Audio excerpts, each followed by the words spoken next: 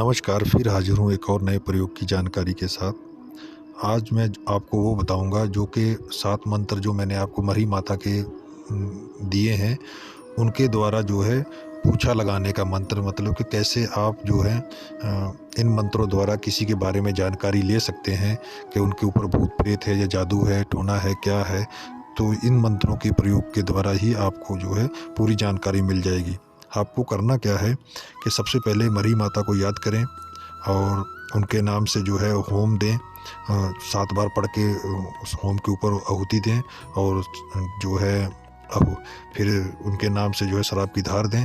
फिर उसके बाद इस प्रयोग को शुरू करें कि हे माता, कि मैं जो है इस प्रयोग को करने जा रहा हूँ, कि मुझे इसमें सफलता प्रदान करें और मुझे बताएं कि इसके ऊपर कौन सी विद्या का इस्तेमाल किया गया है या इसके ऊपर कौन सा भूत प्रेत है, क्या है, ये सारी चीज़ों का आपको ऐसे बोलना है। फिर आपको करना क्या है कि वो जो झाड़ू होता है बाँस वाला, जो गाँव देहात में ज़्यादातर यूज़ किया जाता है, शहरों में भी कई बार मैंने देखा है, बाँस का झाड़ू होता है जो थोड़ी-सी ब्राउन कलर की होती है, उसकी तीलियाँ होती हैं, तो आपको उसको लेना है। बड़ी वाली तीली झाड़ू की निकाल लीजिएगा उस झाड़ू में से। फिर आपको करना क्या है, उस रोगी के ऊपर से उसको जो है नापने से पहले जो है आपको जो है 11 बार उतारना है। पहले उस झाड़ू की जो सीक है पूरी आपको निकाल लेनी है, तीली जो होती है।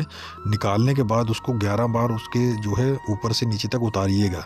11 बार उतारने के बाद आपको करना क्या है कि 16 उंगल नाप लीजिए। अपनी जो है 16 उंगल नाप लीजिए कहाँ तक है, और वहाँ से उसको तोड़ लीजिए। जो 16 उंगल तक की है उसको अपने पास रखिए और बाकी को जो है अलग कर दीजिए, उसको दूसरी जगह रख दीजिए। अब 16 उंगल की जो आपने वो जो सीक तोड़ी है उसको अपने पास रखना है। अगर आपने किसी के बारे में जैसे पता लगाना कि इसके ऊपर ये जो मेरे सामने बैठा है इसके ऊपर जो है अंग रोग है या शारीरिक बीमारी है या क्या है, तो ऐसा बोलकर जो है उसके सर के ऊपर उस जो है तीली को रख दीजिए। और ये जो मंत्र हैं इनमें से जो है कि पहले के 3 मंत्रों को आपको पढ़ना है। 3 मंत्रों को पढ़ना है, 3 मंत्रों को पढ़ के फूंक मारना है 11 बार। अगर वो बढ़ जाती है तो आप फिर उसी हिसाब से अपना जो है समझ जाइए कि वो क्या है। तो बढ़ने का मतलब है कि वो चीज़ है, नहीं बढ़ी है तो फिर समझ लिए नहीं है। अगर नहीं बढ़ी है तो फिर आपको पूछना है दोबारा उसके ऊपर रख के कि ये फलाने अमुक अमुक के ऊपर भूत प्रेत है, कि क्या चीज़ है इसके ऊपर, या जिन्न है, शैतान है, क्या है। तो इसी तरह एक सवाल पूछकर फिर उसके ऊपर रख देना है। तो फिर मंत्रों को पढ़ना है, फिर 7 मंत्रों को पढ़ना है। तो अगर वो बढ़ जाती है तो समझ लीजिए कि भूत प्रेत है या कौन सा है। तो मतलब एक सवाल के ऊपर एक बार जो है मंत्र आपको 7 पढ़ने होंगे। तो अगर वो बढ़ती है, वो 1 उंगली 2 उंगली 16 उंगल तो आपने नाप के रखा है।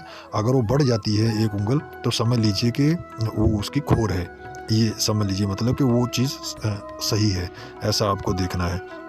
फिर उसके बाद ये भी आपने देख लिया, या तो फिर आप ये भी पूछ सकते हैं तीसरा सवाल कि या किसी ने जादू टोना इसके ऊपर करवाया है, तो फिर आप उसके ऊपर रखिएगा।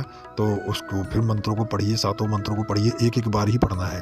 तो अगर बढ़ जाती है तो समझ लीजिए वो खोर देखने का ये सारा तरीका है। फिर उसके बाद जो है अगर किसी ने मैली विद्या चलाई है या कौन सी दुष्ट विद्या चलाई है, मुस्लिम विद्या चलाई है, इस तरह का प्रयोग पूछकर, जो बात पूछकर फिर आपने जो है 7 मंत्रों का प्रयोग करना है। फिर बढ़ जाती तो समझ लीजिए कि वो चीज़ है, अगर नहीं बढ़ती है तो समझ लीजिए नहीं है।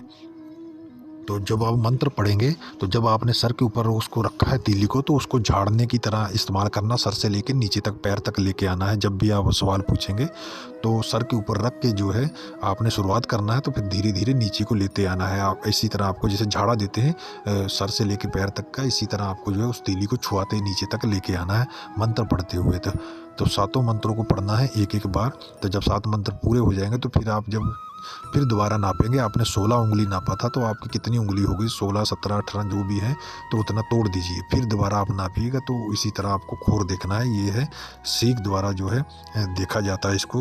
ये बहुत ही कारगर विद्या है। इसको अगर आप कर ले जाते हैं तो मुझे लगता है कि आप कई चीज़ों की जो रहस्य वो जान पाएंगे। अपने अपने तरीके होते हैं देखने के। आप अपना दिमाग लगाइए और अपने सवालों का जवाब पाइए। तो जब आपको पता चल जाता है कि इस फलाने आदमी को कौन सा रोग है या बीमारी है या जादू है या तंत्र मंत्र कुछ भी है, जब आपको पता चल जाता है तो फिर आप उसको क्या करेंगे, उस तीली को जो 16 उंगली की थी उसको आपने तोड़ दिया, मतलब कि जितनी बड़ी थी, अगर 1 उंगली 2 उंगली बड़ी है तो उतना आप तोड़ दीजिए, फिर 16 उंगली तक ही रहने दीजिए।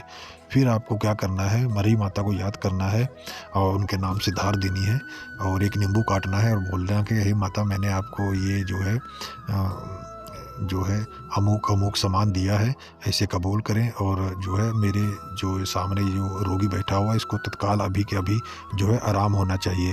ऐसा बोलने के बाद आपको जो है उन 7 मंत्रों का एक-एक बार करके झाड़ा देना है, ठीक है? और उस जो तीली जो आपने रखी हुई है उसी तरह सर से लेके पैर तक आपको फिर लेते आना, जैसे आपने नापा था, नापने से पहले जो किया था तो वैसा ही करना है। फिर आपको झाड़ा देना है इसके द्वारा, ठीक है? अगर वो फिर बढ़ जाती है तो समझ लीजिए कि अभी भी उसके ऊपर तंत्र है, ठीक है?